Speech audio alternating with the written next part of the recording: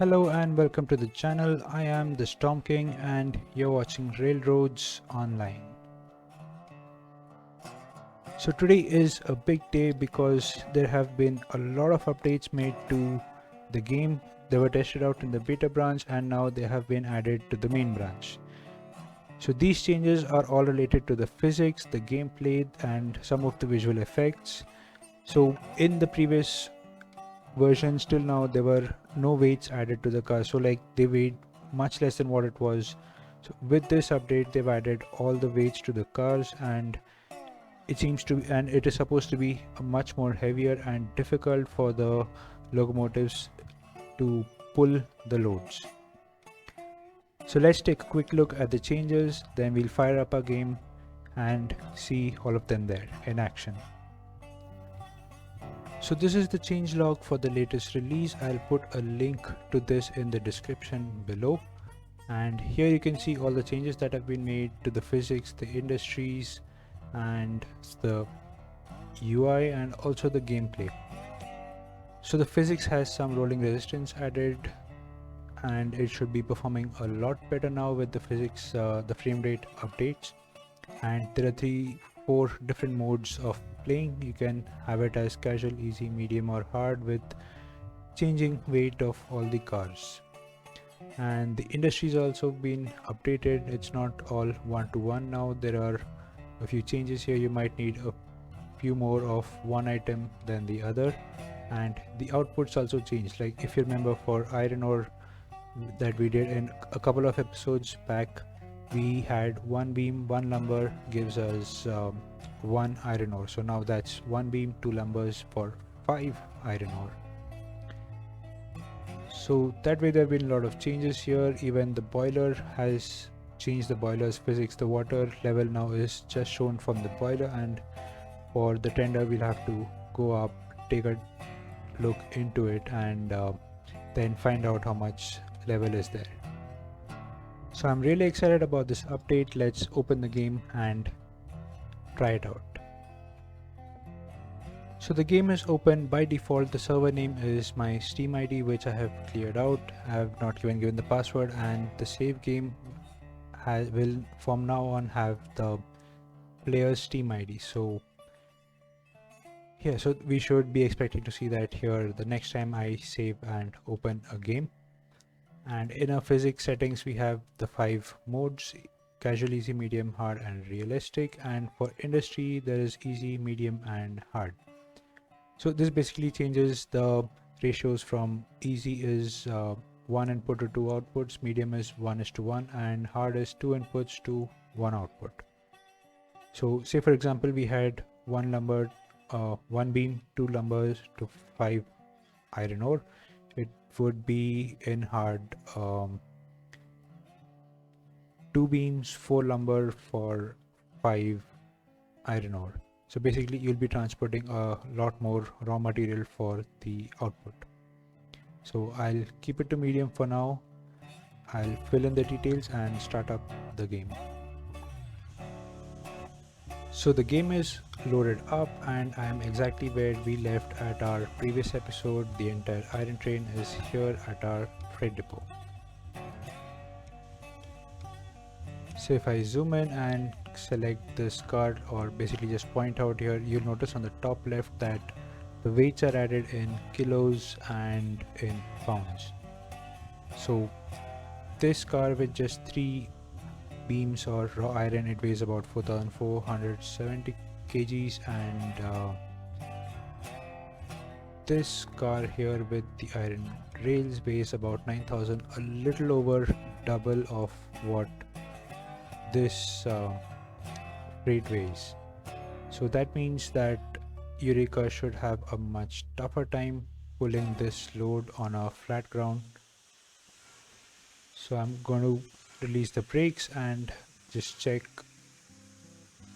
how much more difficult it is to do it.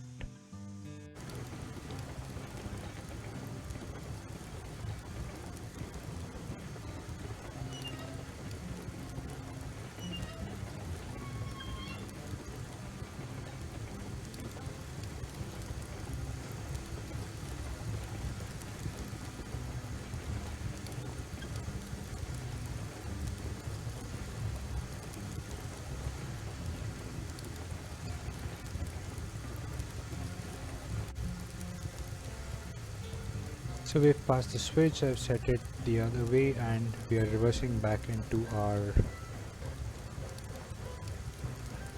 iron train out here.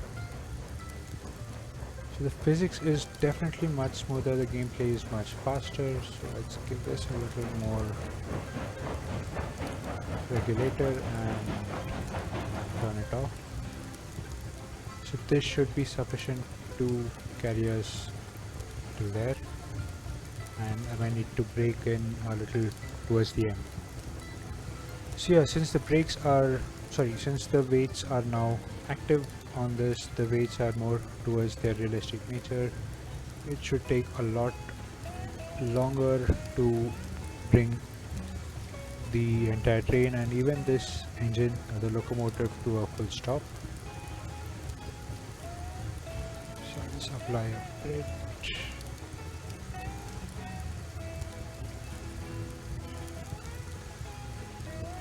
That should be good.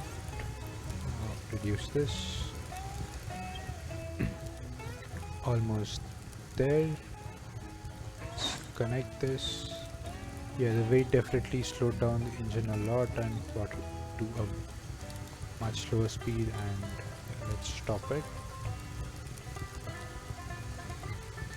Okay, set the reverser to full forward. This brake is released. It's still not sufficient. Okay. So now let's give this some speed.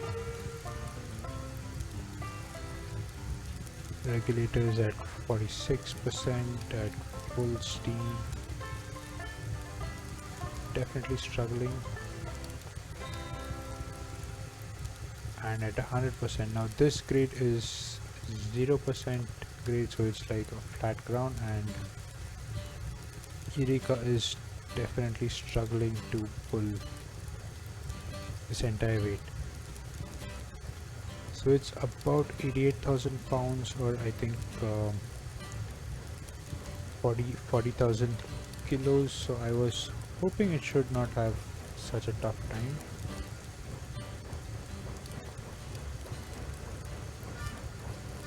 But we are.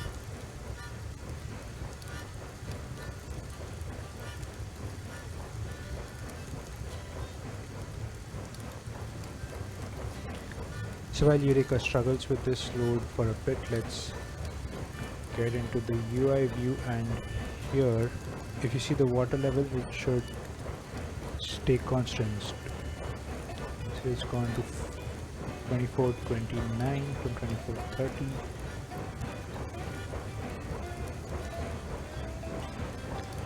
So that means the water in the boiler is boiling up, converting to steam, and we're using it.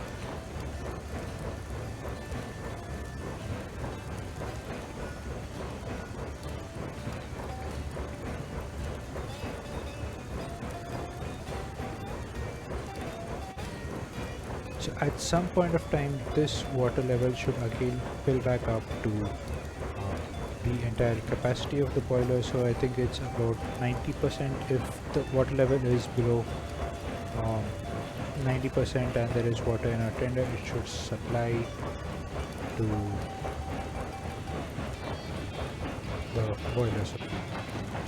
So Eureka is definitely getting up to speed, but it's taken a lot of track length to catch up to speed, and she's still struggling a bit. So I think this long train might not be a good idea with Eureka. So maybe we need another engine with a little more tractor force to pull this up, and this is just a 0% gradient, so I think we definitely need a little more powerful engine. So if we are struggling here on a 0% grade, I highly doubt if we can use this entire length to go up and down the gradients, especially our tracks to the smelter and our iron ore mine. So we might need a little lesser gradient there, and also test out some other newer engines or locomotives, and see how it goes.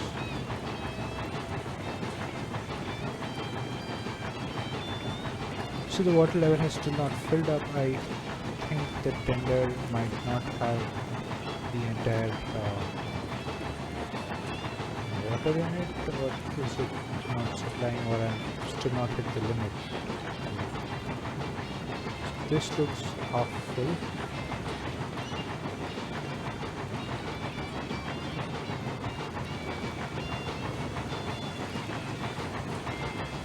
Okay, and the boiler water, I think it's still there. No, it's still there.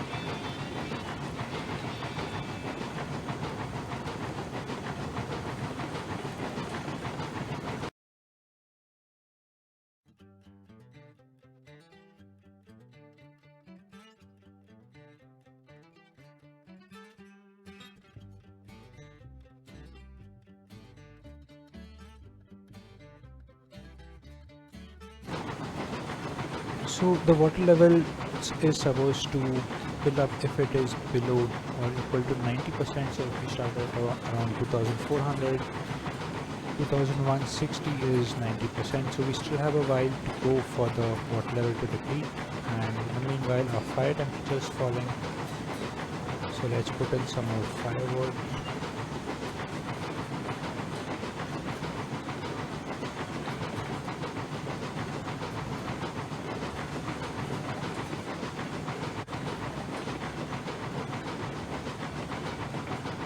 So I've put in 2 more of the firewood blocks. Let us see how long it will last, and if we can get Eureka to go any more faster. So we've come a pretty long distance, and I don't think it can go faster than what it is doing right now.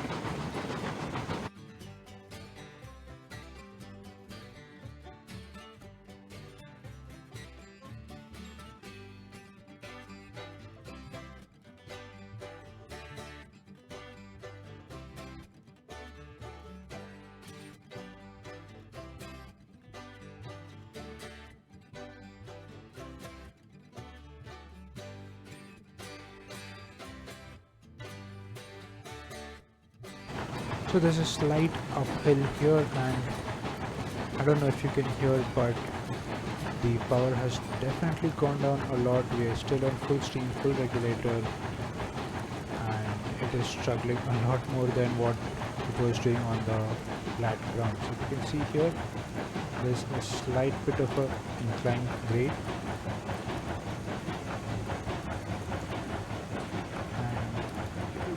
Eureka has almost come to a halt. So it is pretty much flat here. After this, half of the train is still on the grade. Let's see if she can make it across.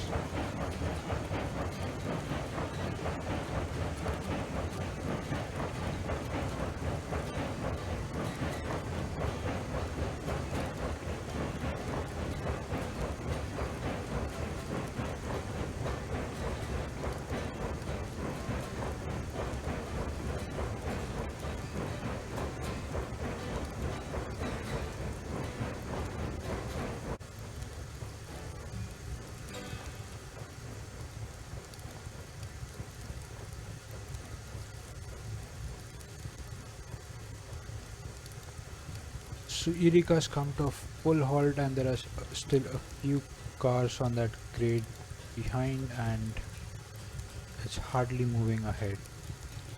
So if Eureka is going to struggle here, this incline here is going to be a lot more trouble. So if Eureka couldn't just cover this small gradient, this is going to be a lot more difficult. It goes all the way up to our logging camp. It's a straight line, but a steeper gradient.